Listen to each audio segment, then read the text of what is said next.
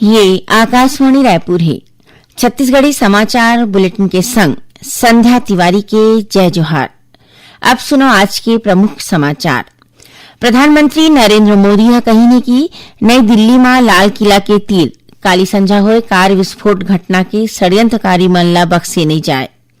अहमदाबाद में आज investor connect कार्यक्रम में छत्तीसगढ़ ला करीबन 33,000 करोड़ रुपया के निवेश के प्रस्ताव मिले हैं।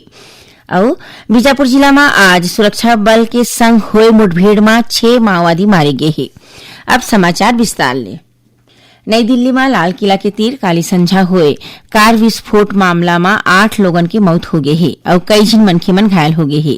भूटान के थिप्पू में एक ठिन कार्यक्रम ला संबोधित करत प्रधानमंत्री नरेंद्र मोदी ह कहिन कि ये भयानक घटना के षड्यंत्रकारी मन ला बख्से नहीं जाए और एकर जिम्मेदार लोगन मन ला न्याय के कटघरा में लाए जाही। ओमन कहिने कि आज ओमन बहुत भारी मन ले भूटान आए हवे और काली संझा दिल्ली में हुए घटना ले जम्मो जन व्यथित है। ये घटना में मुख्यमंत्री विष्णुदेव साय ह घलो दुख जताए है। ओमन कहिने कि ये घटना पूरा देश ला व्याकुल कर दे है। ओमन कहिने कि केंद्र सरकार और केंद्रीय एजेंसी मन ह स्थिति के सरलग समीक्षा करत है और प्रभावित मन ला हर संभव मदद करत है। श्री साय ह शांति और संयम की अपील करत कहिने कि ये कठिन घड़ी में देश के जम्मो झीन पीड़ित परिवार वाले मन के संग हवय। ये घटना के बाद रायपुर और दुर्ग समेत जम्मू जिला में प्रशासन सुरक्षा ला देखत हाई अलर्ट जारी करे है। दुर्ग के वरिष्ठ पुलिस अधीक्षक विजय अग्रवाल बताइन है कि रेलवे स्टेशन, बस स्टैंड ला लेके प्रमुख बाजार और सार्वजनिक जगह मन में पुलिस और सुरक्षा बल के तैनाती बढ़ा दे गई है। अहमदाबाद में आज इन्वेस्टर कनेक्ट कार्यक्रम के आयोजन करेगी। ये में छत्तीसगढ़ ला करीबन 33,000 करोड़ रुपया के निवेश के प्रस्ताव मिले हैं। इखले राज्य में 10,500 ले ज्यादा लोगन मन ला रोजगार के मौका मिली। मुख्यमंत्री विष्णुदेव साय ह thermal power plant, green steel manufacturing, solar sale, pharmaceutical उत्पाद और मेडिकल फूड सप्लीमेंट जैसन क्षेत्र के कंपनी मन ला निवेश प्रस्ताव पत्र सौंपिन। ये मौका में मुख्यमंत्री ह देश के बड़का उद्योगपति और बिजनेस लीडर्स ले राज्य में निवेश की संभावना ऊपर चर्चा करीन। उमन कहिनी कि गुजरात और छत्तीसगढ़ मिलके विकसित भारत के निर्माण में महत्वपूर्ण भूमिका निभाई। बीजापुर जिला में आज सुरक्षा बल के संग हुए मुठभेड़ में 6 माओवादी मारे गए हैं। ये मुठभेड़ बीजापुर के नेशनल पार्क इलाका में आज बिहनिया ले चलत है। बीजापुर के पुलिस अधीक्षक डॉक्टर जितेंद्र यादव है बताइन कि ये इलाका में माओवादी मन के मौजूदगी के खुफिया सूचना मिले के बाद दंतेवाड़ा और बीजापुर के डिस्ट्रिक्ट रिजर्व गार्ड डीआरजी और स्पेशल टास्क फोर्स एसटीएफ के सामलाट टीम ला सर्च ऑपरेशन पर रवाना करेगी। आज बिहनिया ले नेशनल पार्क क्षेत्र में सुरक्षा बल और माओवादी मन के बीच रुक रुक के फायरिंग होवत है। अब तक घटना स्थले 6 माओवादी मन के शव बरामद करे जा चुके हैं। एकरे संगे संग मौका ले माओवादी मन के ऑटोमेटिक हथियार, स्टैंड गन, इंसास राइफल समेत अन्य हथियार समेत विस्फोटक सामान घलो बरामद करे गए हैं। बस्तर रेंज के पुलिस महानिरीक्षक सुंदर राज पी बताइन कि घटना स्थल के तीर तखाड़ क्षेत्र में आने सुरक्षा बल और पुलिस के उपराहा टीम भेजे गए हैं, जेखर ले मौका ले फरार माओवादी मन के घेराबंदी करे जा सके। यह ऑपरेशन अभी चलत है। उती गरियाबंद जिला में मैनपुर थाना क्षेत्र के तीर दर्रीपारा के जंगल में घलो पुलिस और माओवादी मन के बीच मुठभेड़ हुई। जानकारी के मुताबिक सेमरा के पहाड़ में पहलिच ले मौजूद माओवादी मन ह पुलिस पार्टी ऊपर गोलीबारी शुरू कर दी। जवान मन डहाले करेगे जवाबी कार्रवाई के बाद माओवादी मन जंगल कोती भगा गए। तलाशी के दौरान जवान मन ह माओवादी मन के सामान ला बरामद करे है। छत्तीसगढ़ी समाचार बुलेटिन आप मन आकाशवाणी रायपुर ले सुनत ह। छत्तीसगढ़ के खबर ले है आपके वास्ता और खबर के विश्वसनीयता ले है हमार वास्ता। आकाशवाणी समाचार रायपुर के प्रादेशिक समाचार बुलेटिन के संगे संग हमार समसामयिक कार्यक्रम आप रेडियो के संग अपन मोबाइल में घलो सुन सकत हो। आकाशवाणी समाचार फेसबुक, ट्विटर और यूट्यूब में घलो हावय। हमार फेसबुक पेज हरे Chhattisgarh news on AIR, Twitter handle CGAIR news और हमार यूट्यूब चैनल हरे छत्तीसगढ़ AIR न्यूज। तो अब रेडियो के संगे संग आपके मोबाइल के माध्यम ले हम आप तक पहुंचत हन। छत्तीसगढ़ के हर खबर पर सुनत रहो आकाशवाणी समाचार। अब आगू बाढ़बो बाँचे समाचार कोती। उप मुख्यमंत्री विजय शर्मा काली सुकमा जिला के पुअर्ती गांव पहुंचिन। जी हाँ, उमन जन चौपाल लगाइन। ये चौपाल में गांव वाले और पुअर्ती गांव ले जुड़े नक्सल लीडर माड़वी हिड़मा और बारसे देवा के परिवार वाले मन घलो शामिल हुइन। जन चौपाल के दौरान उप मुख्यमंत्री है माओवादी मन ले समाज के मुख्य धारा में वापस लौटे के अपील करीन। उन्हें नक्सली लीडर के मां घलो अपन लइका मन ले हथियार छोड़ के समाज के बीच रही के विकास में भागीदारी बने बर कहीन।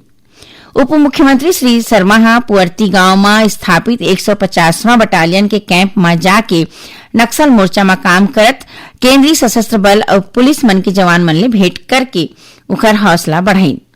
ओमन कैंप परिसर के निरीक्षण करके जवान मन ले सुरक्षा व्यवस्था, क्षेत्र की परिस्थिति और वहां चलत विकास काम के जानकारी घलो लीन।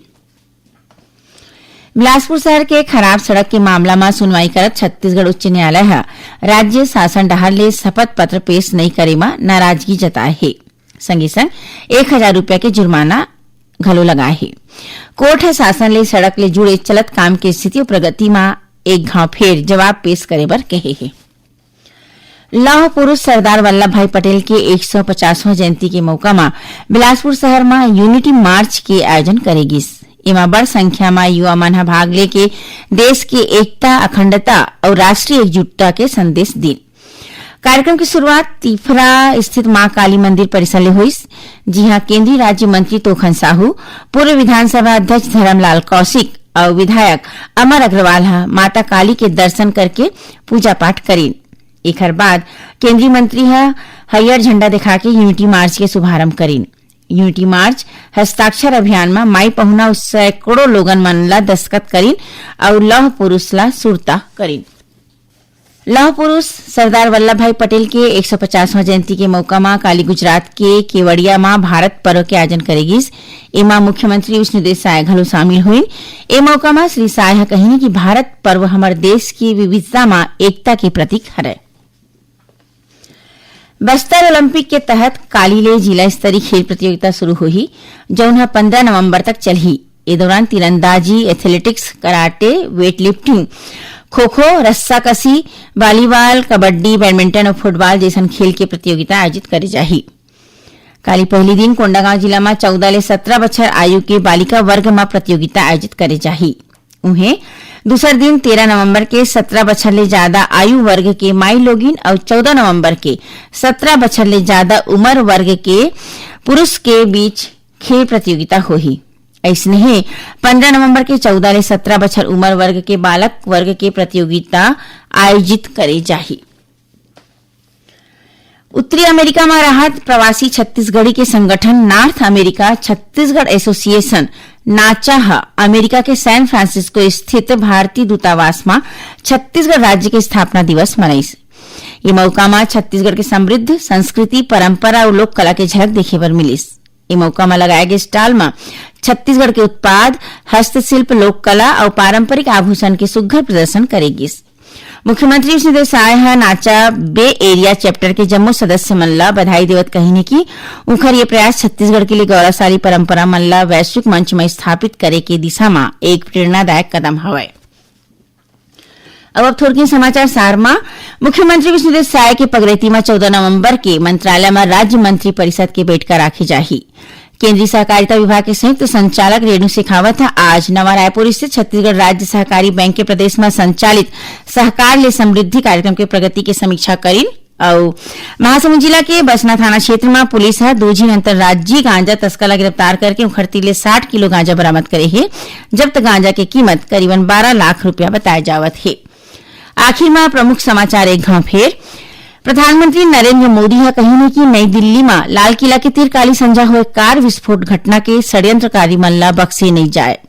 अहमदाबाद में आज इन्वेस्टर कनेक्ट कार्यक्रम में छत्तीसगढ़ ला करीबन 33,000 करोड़ रुपया के निवेश के प्रस्ताव मिले हैं और बीजापुर जिला में आज सुरक्षा बल के संग हुए मुठभेड़ में 6 माओवादी मारे गए हैं। एक संग छत्तीसगढ़ी समाचार बुलेटिन यहीं सिरावत है। जय जोहार।